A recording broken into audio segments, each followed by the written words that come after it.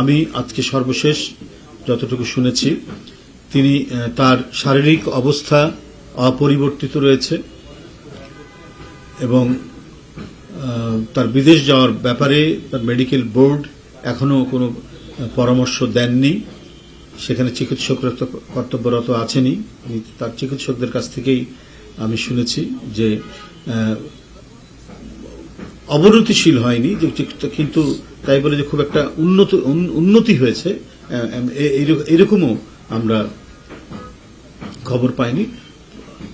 মানে তার শারীরিক অবস্থা অপরিবর্তিত রয়েছে। তো যাই হোক, এটাও মানে আমরা মনে করি যে দ্রুতই তিনি আরো সেরে উঠবেন, আরোগ্য লাভ করবেন, সুস্থ হয়ে উঠবেন। এটাই কোটি কোটি মানুষের প্রত্যাশা। মানুষের এই প্রত্যাশার সাথে আমরা সবাই জাতীয়তাবাদী শক্তি এবং দলের নেতাকর্মীরাও আমাদেরও সেই প্রত্যাশা, আল্লাহ তাকে দ্রুতই সুস্থ করে তুলবেন। যাই হোক, আমি আপনাদের সামনে আর কথা বাড়াবো না। আমাদের কর্মসূচি স্থগিত করেছি। এই স্থগিতের কথা আপনার জানালাম, কারণ আমাদের ব্যাপক প্রস্তুতি চলছিল সারা বাংলাদেশে, বিশেষ করে বিভাগীয় হেডকোয়ার্টার আমাদের কালুরঘাট বেতার কেন্দ্র থেকে, যেখানে তিনি স্বাধীনতার ঘোষণা দিয়েছিলেন শহীদ রাষ্ট্রপতি জিয়াউর রহমান, সেইখান থেকে শুরু হতো আগামীকাল। এইটি রোড শো করে আপনার বিভিন্ন বিভাগে সেখানে এসে একটি সভা হতো। সেই সভার পর আবারও তার পরের দিন রোড শো করে আরেকটি বিভাগীয় শহরে সেই সভাটি হতো। যে বিশদ কর্মসূচিটি গতকালই দলের সংগ্রামী মহাসচিব আপনাদের কাছে উপস্থাপন করেছিল। তো যাই হোক, এটিকে কেন্দ্র করে আমাদের ব্যাপক আয়োজন এবং প্রস্তুতি চলছিল সারা দেশের বিভাগীয় শহরগুলোতে এবং আমাদের বিভিন্ন অঙ্গ সংগঠন, সহযোগী সংগঠন এবং জেলা বিএনপিগুলো।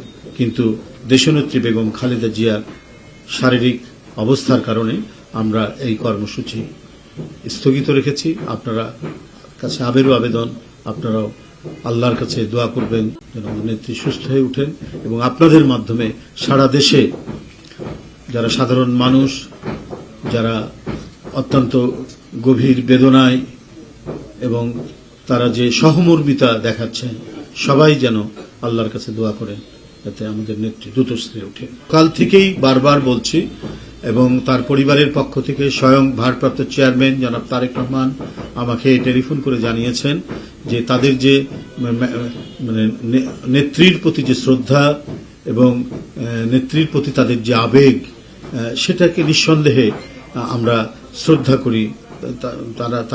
সেটারই ফলশ্রুতি হচ্ছে হাসপাতালের কাছে উৎসুক জনতা সেখানে ভিড় করছে।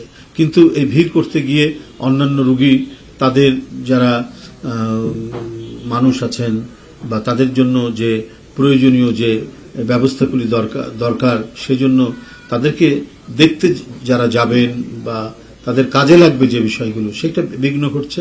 এমনকি আমাদের দেশনেত্রী বেগম খালেদা জিয়া তারও চিকিৎসা কার্যক্রমে এক ধরনের বিঘ্ন ঘটছে। তো ওই এলাকাটা যদি মোটামুটিভাবে ভিড় কম থাকে, শান্তিপূর্ণ থাকে, তাহলে চিকিৎসক বৃন্দের, কারণ তাদেরও তো যাতায়াতের ব্যাপার আছে, তো অনেক চিকিৎসক যাচ্ছেন আসছেন, যার যখন ডিউটি সেইভাবে কর্তব্য পালন করছেন। কর্তব্য পালনে যাতে কোনো ধরনের বিঘ্ন না ঘটে, কোনো ধরনের বাধা সৃষ্টি না হয়,